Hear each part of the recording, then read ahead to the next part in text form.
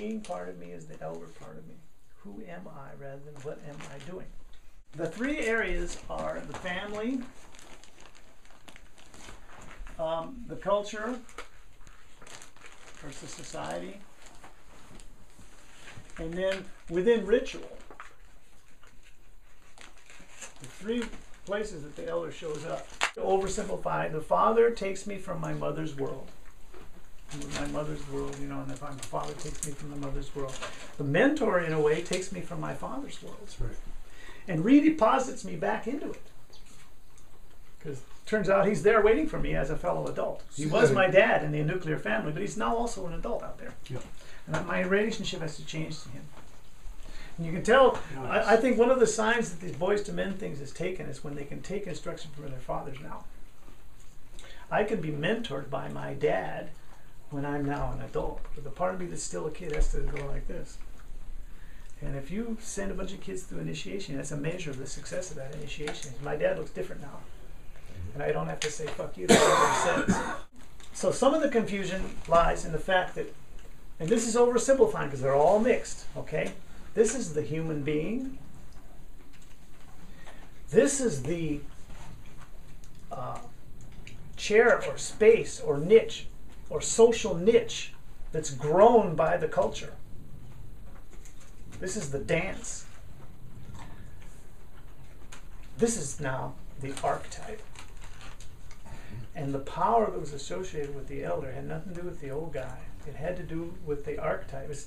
Anybody here read Masks of God by Joseph Cambell? They're calling the Masks of God, where in the indigenous culture the guy puts on the mask and the grandfather, he's a body that he dances it. You know, that's what Boxdale does, our warrior brothers that are in Boxdale. Yeah, you put on the wolf thing and now you're the wolf. See, that's why I don't like naming me the animal name. It's more like Wolf Clan because there's a very special time when I become the wolf. And the elder is represents that archetype. You know, archetypal psychology, these are just 4 archetypes. There's all kinds of archetypes. If you read Jungian archetypal psychology, there's all kinds of archetypes. And the elder represents an archetype. That's an infinite, incapable of dying, immortal force. What we used to call the gods, right? The gods were out there. Somewhere, according to Campbell, about 1000 AD, the mythological world collapsed. And we introjected the gods. And now there's psychological complexes and things. And psychology decided they were all inside of us. So now and Hillman talks about ensouling the world, which means the tree is there and he's looking at me, he's talking to me and all this stuff. So you have to try to reproject it out because we've introjected all these things. And that's why we say the last grandfather, it's really all inside of us, really, actually. And that archetype, the elder archetype, is very powerful and huge. And by the way, let me redo this. There's the gate that you're born in, and this initiation is a gate called identity crisis. People flunk identity crisis, they get to have a midlife crisis where the same gate appears. It's the same goddamn gate. And it's the same gate you were presented when you were 14. It's for people who flunked identity crisis, people who have a midlife crisis. And I work with recovering addicts. Real recovery is the same gate.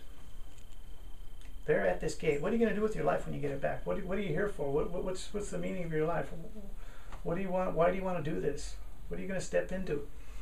And I'm recognizing all, and then the last gate is the gate of actual physical death. And I'm saying all these gates are the one gate. See, there's 2 ways to grow. One is called the practice, which is training, which is over and over repetitive, and incremental evolutionary growth. These are like wham! Death and rebirth archetypes. I'm a different guy at the other end. It can happen like this. Did you say all the gates are one? Yeah, it's the same gate. I'll just try to confine myself to the outline of this. We'll do a whole section on this family thing. Now, the elder in the family is my grandpa. He's my father's father. Now, that is a special role, too, because this is another place where he's inside and outside at the same time. He's not in my nuclear family. That's mom, dad, and kid. But he's my dad's dad, and that was his nuclear family. So he's like out. And yet he's right there in the center at the same time. And there's 3 levels in this. One is who, and we can do this. I've done this in my jail groups and other groups. Who was your grandfather? We come in and we make a statement. A kid needs a grandfather. Gotta have it. You'll get fucked up. Kid needs a mother. If you don't have a mother, you're gonna be handicapped, you have all psychological problems. Apparently a kid needs a father. Fatherlessness is implicated in all kinds of drug use and violence and all kids who didn't have a dad. What happens to a kid that doesn't have a grandfather? Well, see, that's the whole thing. See, part of it is a mystery. We're just rediscovering it. We're just making that statement all boldly. Kid needs a grandfather. What is it? And so what we do is in the groups we say, okay, who had one? Because when we do that, we do that whole thing. My name is. I'm the son of. When we say we didn't know his grandfather. So how do you feel coming into a group where they tell you you had to have a grandfather, and now you realize you didn't have one? So we're talking about what you have to now interview people who had grandfathers and say, what did you get? And the people that got grandfathers are going to have to ask themselves, what did I get? What did I get from my grandfather that I couldn't have got from my dad? We're explorers here. We don't know this. I'm just saying it outright. And again, when you reflect, what are the implications of believing that you needed to have a grandfather? You got something from the grandfather you couldn't get from your father. Something's called the blessing. So that when my grandpa shows me how to sharpen a knife, it's not about how to sharpen the knife.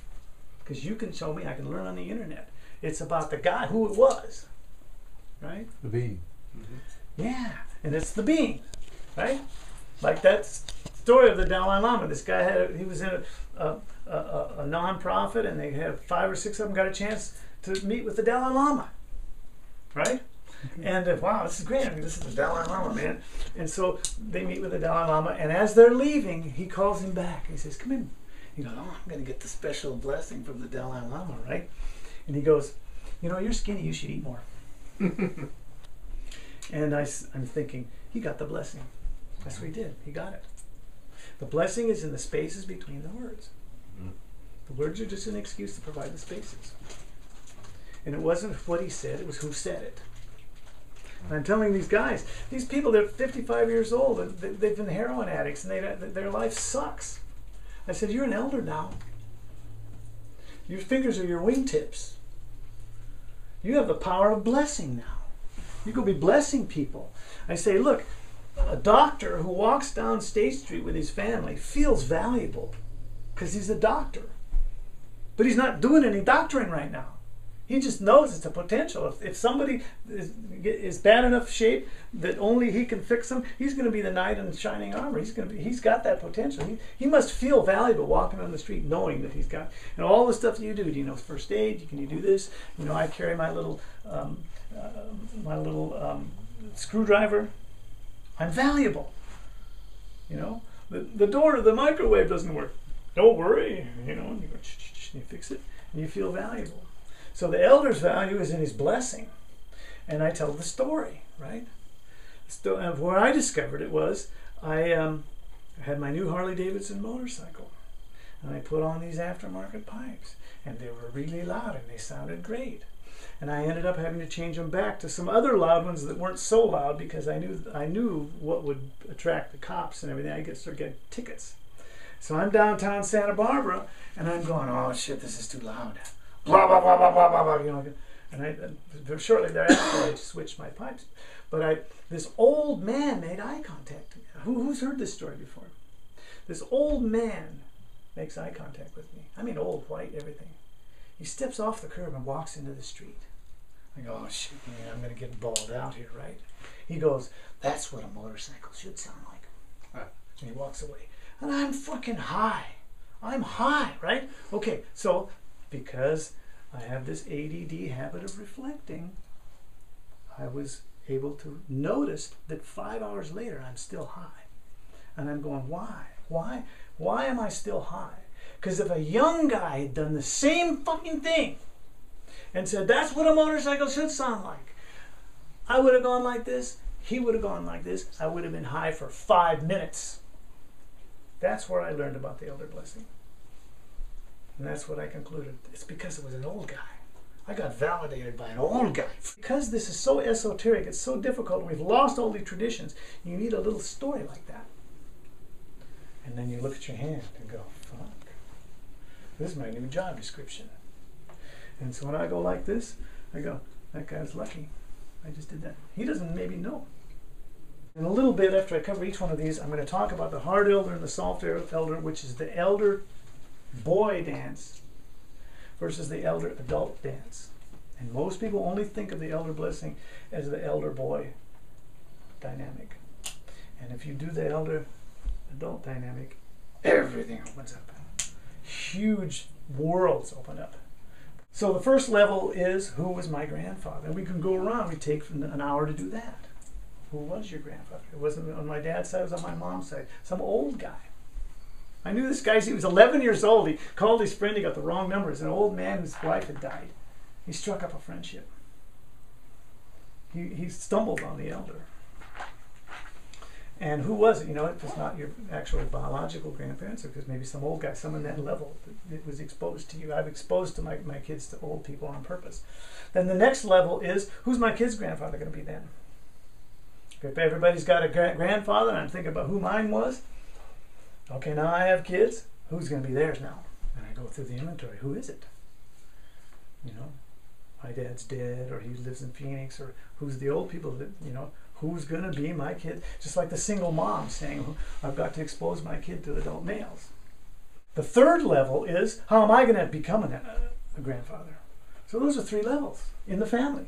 Who is my grandpa? Who's going to be my kid's grandpa? And how am I going to be a grandpa? Here's a story that Robert Bly told. He said this kid was 9 years old. He had long hair, and his parents wanted him to cut it. He wouldn't cut it. Now, when you're that age and stuff, when you draw that line in your sand against your parents, that's a big deal. It's a big deal. And they held him down and cut it. Now, it's going to grow back, and the kid's crying and crying. And that can stay with the kid for a long time. It can stay for the rest of his life. It's a boundary thing. And it's, you know, it seems trivial, but it's not. Because he took a stand here. You're going to respect me now. And it didn't happen. And he was betrayed, and he was fucked up. He said, my grandpa took me out. They lived on the East Coast. Atlantic Ocean. Takes him out on the beach, and he says, see that? That's yours. That's for you. That's what he did. He said he stopped crying. Everything is lifted from his shoulders is gone. What is that? What is that? This is yours. It makes no sense.